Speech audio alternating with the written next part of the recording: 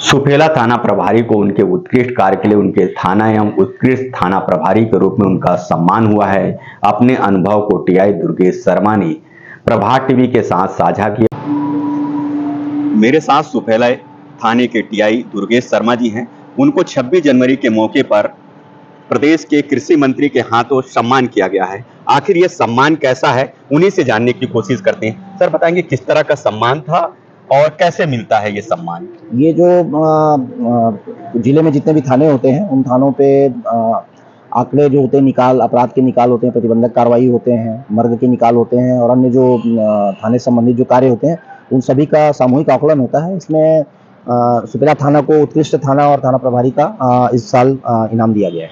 कैसे रुझान हुआ कि सर पुलिस ही बनना चाहिए, कैसे लगा? ऐसा कोई वो नहीं था। जब ग्रेजुएट होने के बाद पे लगातार तैयारी कर रहे थे, उस टाइम पे जो प्रशासन की और प्रशासन की नौकरी कोई मिल जाए ऐसा करके हम लोग तैयारी करते रहते। तो एक ग्रुप बना हुआ था हम लोग का।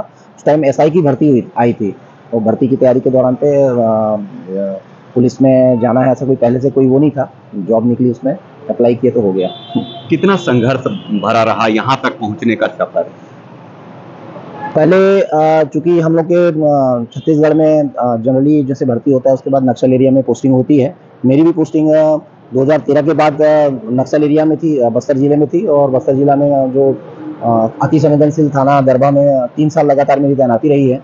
तो उस दौरान पे चूंकि मैं मैदानी इलाके में का रहने वाला हूँ तो नए चैलेंजेस, काफ़ी नया अनुभव मेरे को मिला। और पहले शुरुआत में तो काफ़ी डर भी लगता था कि मतलब जंगल झाड़ी इन चीज़ों से हम लोग दूर रहे हैं शुरू से, तो अजीब लगता था। फिर धीरे धीरे प्रैक्टिस में आ गया। अभी अक्सर देखा जाता है कि पुलिस से लोग दूरी बनाते हैं, आना नहीं चाहते। एक आज अच्छी पहल की आपने, रूबरू एक कार्यक्रम शुरुआत की, तो आखिर पुलिस को ऐसी जरूरत क्यों पड़ी कि इस तरह का अभियान चलाने? पुलिस मतलब ऐसा कोई नया अभियान नहीं है। पुलिस लगातार पब्लिक से किसी न किसी तरीके से जुड़ती रहती है। क्योंकि हमारे जिले के जो कप्तान हैं डॉक्टर अभिषेक पल्लव, उनके द्वारा लगातार पब्लिक से डायरेक्टली इंटरेक्ट होते हैं वो, और पब्लिक के बीच में जाकर ही पब्लिक की समस्या सुनते हैं। और उनके द्वारा स्पेशली निर्देश दिए गए हैं सभी थाना प्रभारियों को कि पब्लिक की जो समस्या है पब्लिक के बीच में ही रहकर निराकरित करना ज़्यादा उचित होगा। उन्हीं के निर्देश के परिपालन में और सीएसपी साहब हमारे जो हैं और एडिशनल साहब हैं, इनके निर्देशन पे ये रूबरू कार्यक्रम शुरू किया गया और जिसका काफ़ी अच्छा अभी रुझान अब तक मिल रहा है। और पब्लिक के सपोर्ट से जो पब्लिक की बेसिकली जो सुरक्षा के संबंध में जो उनकी शिकायत रहती है, उन शिकायतों को दूर करने में भी काफ़ी सफलता मिली है। कि सर बताएंगे कोई ऐसा वाकया जो बड़ा कठिन था और सुलझाना, केस को सुलझाना में दिक्कतें बहुत हुई होगी, ऐसा कोई वाकया जो? ये पिछले साल का एक जो मर्डर केस था स्मृति नगर एरिया का, थाना सुपेला का। ये काफ़ी कठिन टाइप का मामला था। जैसा कि चूंकि गुम इंसान पहले कायम हुआ था, एक लड़का मिसिंग था। मिसिंग होने के बाद पे उसके संबंध में कोई साक्ष्य हमको मिल नहीं पा रहे थे।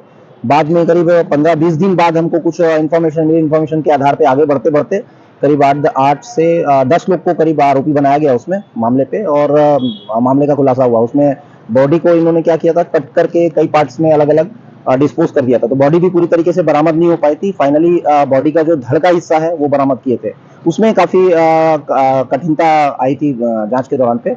और अपने आप में बहुत बढ़िया स्पेशल केस है वो। कोई ऐसा केस जो भावुक कर गया हो आपको? एक केस ऐसा था कि कोरबा का केस है। कोरबा में जब मेरी तैनाती थी तो उस दौरान पे एक काफ़ी नाम तो नहीं बताऊंगा मैं, एक बहुत दुर्दांत चोर बोलना चाहिए था एक चोर। और वो लगातार चोरी करता था। मतलब बिल्कुल पुलिस का कोई डर नहीं था उसको। कहीं भी कुछ भी हाथ पैर काट लेता था, कुछ बहुत उल्टा पुल्टा करता था। तो उसको मतलब एक बार अब लाए थे थाना, पकड़ के कार्रवाई किए थे। कार्रवाई के बाद जब वो छूट के आया तो उसको थाने में बुला के उससे बात की और देखना चाहे कि आखिर क्यों ऐसा करता है। तो काफ़ी समझाने के बाद में परिवार वालों के साथ बुला के जब समझाइश दी गई तो उसने मतलब बोला एक बार कि मैं अब चोरी नहीं करूँगा, कभी चोरी नहीं करूँगा, आपकी बात मानूंगा। तो मतलब उसके बाद उसकी मतलब स्थिति में काफ़ी सुधार भी दिखा। कुछ काम करने लगा। हम लोग भी कुछ मदद किए काम करने में उसकी, तो काम करने लगा। उसी बीच में उसके मोहल्ले में एक चोरी हुई। और इत्तेफाक की बात थी कि चोरी के दौरान पे जो सीसीटीवी फुटेज दिख रहे थे तो फुटेज में रात में आता हुआ भी दिख रहा था वो। तो हम लोग का मतलब काफ़ी जो डायरेक्टली शक था उसी के ऊपर गया कि उसने फिर से चोरी किया होगा। बट फाइनली उसका जो चोर निकला कोई और निकला। ज्वेलरी शॉप पे चोरी हुई थी और ज्वेलरी शॉप में काम करने वाला जो उसके परिवार से संबंधित ही आदमी था उसने चोरी किया था। तो बाद में एहसास हुआ कि हम पुलिस मतलब अगर हम मतलब एक इंसान जो होता है जनरली सुधर भी सकता है अगर ऐसे उस पर भरोसा किया जाए तो। सर ये बताएंगे आजकल का युवा पीढ़ी शॉर्टकट अपनाना चाहता तो क्या संदेश देना चाहेंगे कि युवा पीढ़ी को? सभी के लिए यही संदेश है कि मेहनत करें। अभी एग्जाम्स वगैरह काफ़ी, जैसे एसआई की भर्ती अभी निकली है, उसमें एग्जाम्स हुए हैं, प्रीलिम्स के एग्जाम हुए हैं, अभी पीएससी के भी निकलते रहते हैं और भी एग्जाम काफ़ी निकलते हैं, वैकेंसीज निकलती हैं। तो एग्जाम का कोई शॉर्टकट नहीं है। एग्जाम के लिए तैयारी तो करनी पड़ेगी और तैयारी का जो बेसिक्स है उसको उनको फॉलो करना पड़ेगा। अगर तैयारी के हिसाब से अपने प्रिपरेशन का जो सही गुरु मिल जाए और सही जो ग्रुप बन जाए तो जरूर सफल होंगे। इसमें कितना कोई शॉर्टकट नहीं कितना है। घंटा पढ़ना चाहिए अगर कोई पढ़ना ऐसा कोई चाहता है तो? वो पढ़ने का कोई क्राइटेरिया नहीं है। हर किसी का माइंड लेवल अलग अलग है। कोई कम पढ़ के भी ज्यादा समझ जाता है, कोई ज्यादा पढ़ के भी कम समझता है।